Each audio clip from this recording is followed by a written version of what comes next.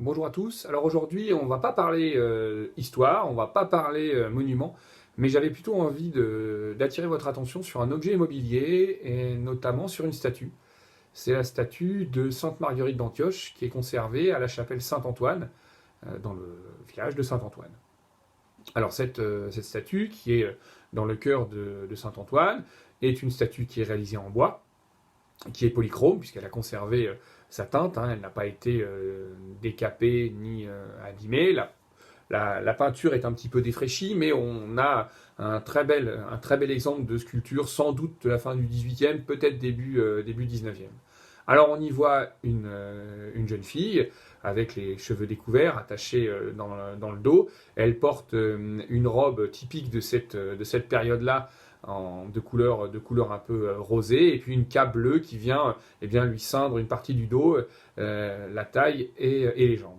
Elle pose le pied sur un espèce de monstre verdâtre avec les dents proéminentes, et elle fait un geste devant elle comme si elle tenait quelque chose, comme si elle regardait quelque chose. Alors cette statue de Sainte Marguerite correspond tout à fait à l'iconographie, hein, au mode de représentation que l'on a d'elle-même. La légende raconte, alors pour connaître la légende de Sainte Catherine, hein, je vous invite à aller lire, pour la connaître plus en détail, à aller lire le best-seller du Moyen-Âge qui est La Légende dorée, écrite par le dominicain Jacques de Voragine au XIIIe siècle, et qui est une compilation des légendes autour des saints, et ça vaut le détour, hein. C'est extrêmement intéressant et parfois même très cocasse quand on voit ce que les saints traversent et comme ils arrivent à s'en tirer. Peut-être qu'un jour je vous parlerai de Saint Laurent et de son grill. Bref, selon la légende, cette jeune fille au IVe siècle s'est refusée à un préfet romain et qui, pour la punir, l'a jetée dans une fosse. Et à l'intérieur de cette fosse, elle a été dévorée par un dragon. Et à l'intérieur du dragon, tel Jonas, eh bien, elle a eu la présence d'esprit soit de faire un signe de croix, soit de sortir une petite croix en bois, et elle est aussitôt sortie à travers le ventre du dragon, totalement indemne, le laissant évidemment mort sur place. Et c'est exactement la représentation, enfin c'est la représentation que vous avez ici, où on la voit debout, droite, avec la jambe appuyée sur la tête du dragon qu'elle vient de terrasser, hein. Celui-ci a encore la gueule ouverte, mais il n'a pas, comme on peut le voir dans certains cas, encore un morceau de robe dans la gueule, hein. Je pense à celle que la Sainte Catherine du Jubé de la Roche-Maurice, dans le Finistère, tout près de Landerneau, hein, entre guillemets, elle a à peine été avalée qu'elle est ressortie, hein. Elle est sur le dos du dragon, et le dragon a encore la robe qui sort de la gueule.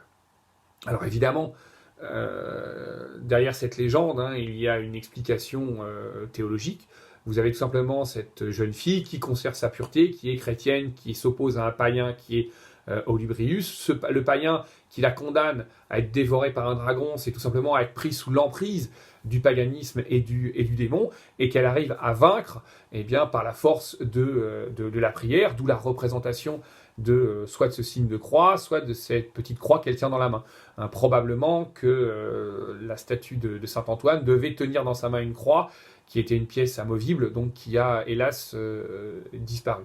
Mais cette légende en a fait quand même un personnage extrêmement apprécié des chrétiens, et notamment, elle avait pour vertu de protéger les femmes enceintes et d'aider celles qui étaient en couche. Évidemment, on comprend, hein, puisqu'elle est sortie du ventre de façon indemne, elle devait pouvoir aider à la naissance.